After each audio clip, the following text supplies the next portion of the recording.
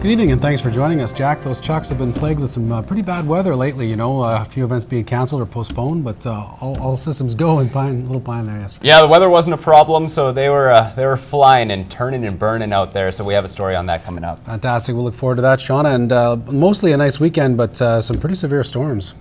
Absolutely, last night, especially what rolled through the region, and especially what happened up in Cold Lake. But as we take a look now in the Lloydminster area in the Midwest, we're sitting at 20 degrees with a nice light wind out of the west-northwest between 21 to 33 kilometers. How does that look across the Lakeland and Battleford? It's a beautiful day there, both at 21 degrees.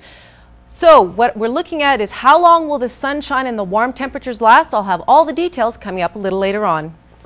Friends, family, neighbors, and city workers are all pitching in to help with the cleanup in Cold Lake today. A section of the city got blasted by a wind and hailstorm around the supper hour last night. As Clayton Brown reports, it may have been limited to about a 6-block radius, but the damage is still extensive.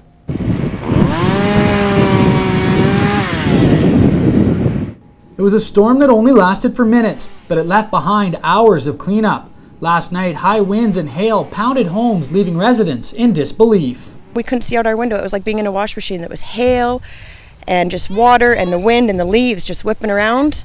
I couldn't see out my window. I couldn't see my car. And then within minutes it just stopped, looked outside, and it was just hail, like that deep. My husband's like, oh, it's not that bad. And he looked outside and all he could say is everyone got downstairs. First reports were a tornado had touched down, but after an investigation by Environment Canada, it's believed the storm was just a microburst. If you've got damage that are spreading across multiple city blocks and even like a kilometer across, those are suggestions that it's more likely a straight line wind event.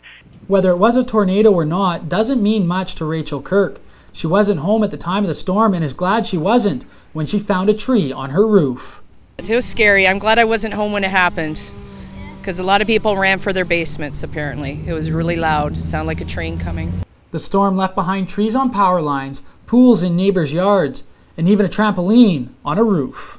I have never seen anything like that. I've never been through a tornado or any kind of windstorm like that in my life. It was the scariest thing. This is the second big storm to hit Cold Lake in less than a week. Last Wednesday, the city was hammered by heavy rains and experienced severe flooding.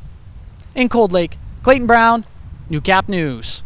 Lloydminster X Grounds held a grand opening this afternoon. Their expansion and renovation added 24,000 square feet to the building. Mike Baden was there and explains how the newly renovated facility will help with the city's already growing economy. The day started off with a bang.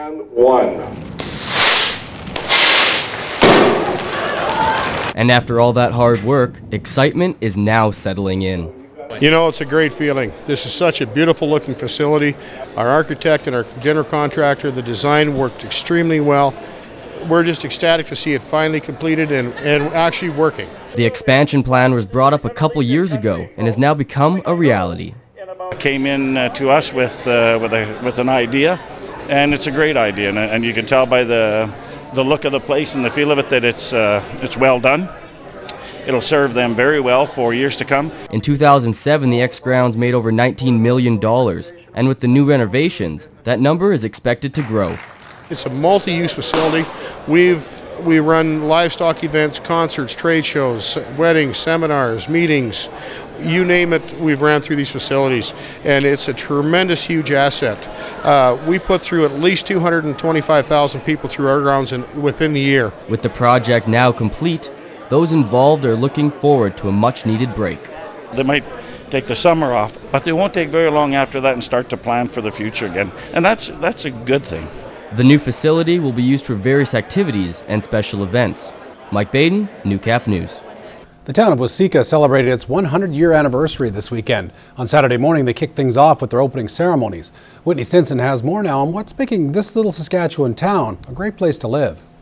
I'd like to welcome everybody and thank you for coming. The little town of 150 more than tripled their population today. They should probably have had their census done today, and then they could have used that for some of the grants and some of those programs. The celebration committee started planning the weekend more than a year ago. It took many fundraisers and lots of volunteers to get this celebration off the ground. People from miles around came for entertainment, lunch, and a bus tour to take in all the sights and scenery of the area. We've got great weather. We've got a lot of people coming to check out what has happened to their little town in the past. We've got people from all over. We've even got people from the States coming up, and I'm not too sure how many, but last count was close to 400 people. We all know that Saskatchewan's a growing province, and we know some of these people will probably want to stay here. Waseca has shrunk in its 100 years of existence, but the longtime residents would say its spirit is still vibrant. Back in the early, I'd say 1900 to 1930s, Waseca was a real booming place. It was unbelievable if you look back on the history. And then we've gone down and up, down and up. Oh, there's just something about that small town spirit that keeps it going. And Waseca's 100 years old, but we're still here. We're not off the map. We're still right on the Yellowhead, and we're close to Lloyd. It's now considered more of a bedroom community, but people still like living in the small town for what it adds. And the community spirit is just amazing. Its self-described bedroom community status doesn't mean it's a boring place to grow up. We had a lot of kids my age here and my cousins, so we'd get around, jump on the tramps, mess around, go paintballing over in the bushes and stuff, do basically everything and anything.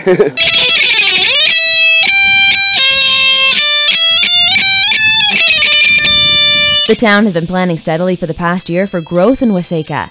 Local officials believe the population is going to be back on the rise. I can't see it being a flourishing metropolis like it used to be in, say, 1920, but I can see with the bedroom community, or Lloydminster, and this will be a bedroom community, we'll be fine. The celebrations continue tomorrow.